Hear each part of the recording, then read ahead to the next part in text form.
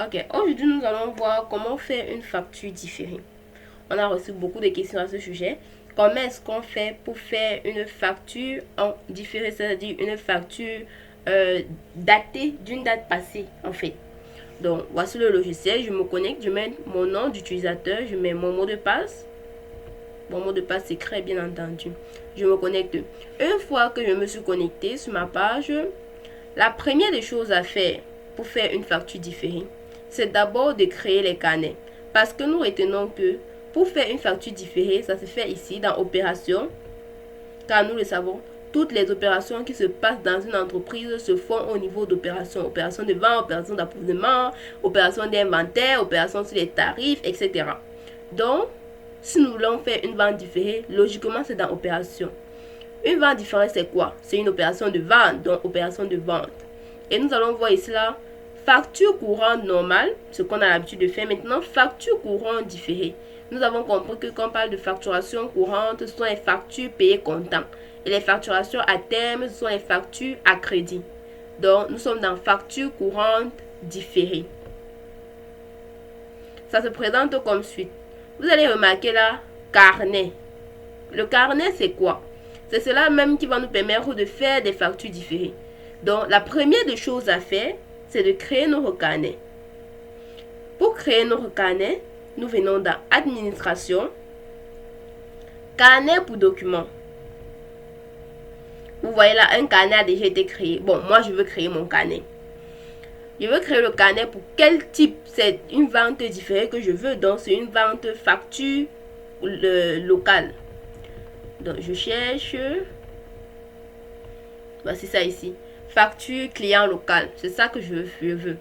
Vu que c'est une facture, vu que c'est une vente différée d'un client. Mais si vous voulez peut-être faire un entrée en stock différé ou quelque chose du genre, je dois faire toujours. Je vais créer mon carnet et je vais choisir un autre type de document. Ce que moi je veux faire ici, là, c'est la vente. Donc, je choisis facture client local.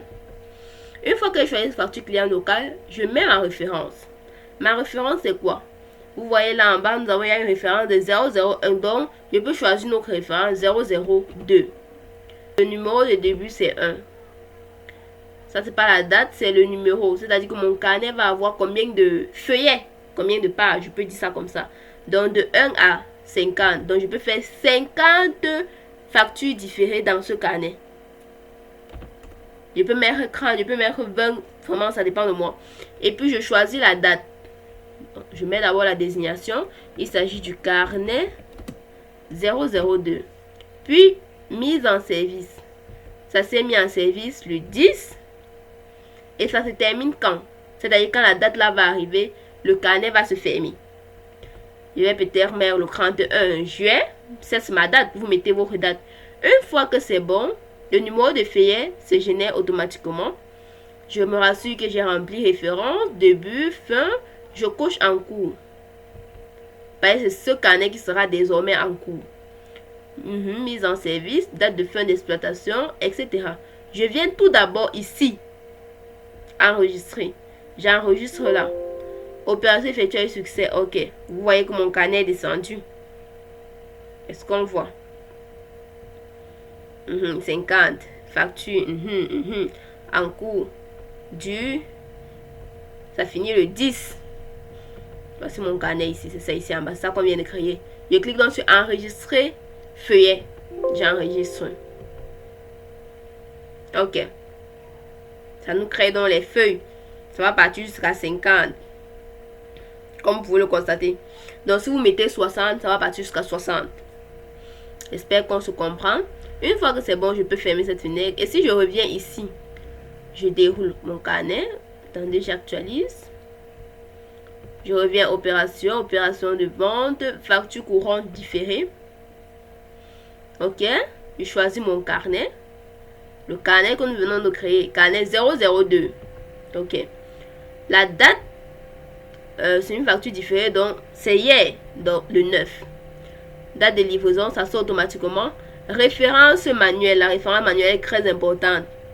Je peux mettre la référence manuelle peut-être 1, vous voyez, ou bien 2. C'est juste une référence, c'est-à-dire si c'est la première facture, la deuxième facture différée, Je peux même mettre la référence manuelle, un chiffre, un numéro, de sorte que je vais pouvoir me retrouver. La vente est différente qu'on veut faire. C'est une vente qui a été faite sur un fichier manuel. Et maintenant, sur le fichier manuel, il y a une référence. Je peux écrire la référence là. Donc, retenez qu'il faut tout mettre la référence, sinon la facture ne va pas passer. Je me rassure que ma caisse, c'est bien caisse comptoir. Mon client, oui, c'est client divers. Si ce n'est pas un client divers, je change le nom. Je mets Toto, par exemple. Ok, une fois que j'ai mis Toto, je peux commencer à faire ma facture. Toto a pris quoi? Toto a pris l'allumette. Donc, qu'est-ce que je dis? La canette. Une canette à 700. Toto a encore pris chocolat. Je liste tout ce que Toto a pris. Une fois que c'est bon, je peux maintenant enregistrer ma facture. Je viens ici, normalement enregistrer. Voulez-vous enregistrer? Oui. Et ma facture enregistrée. Ça, je rappelle, c'est mon modèle de facture. Chez vous, ça ne va pas se présenter comme ça. Ça va se présenter en fonction du modèle que vous avez choisi. Le modèle, s'il me plaît, donc je laisse ça comme ça. Le modèle, s'il ne vous plaît pas, vous changez. Si vous ne connaissez pas comment changer, dans une prochaine vidéo, on va voir comment est-ce qu'on change le modèle. D'accord. Une fois que c'est OK.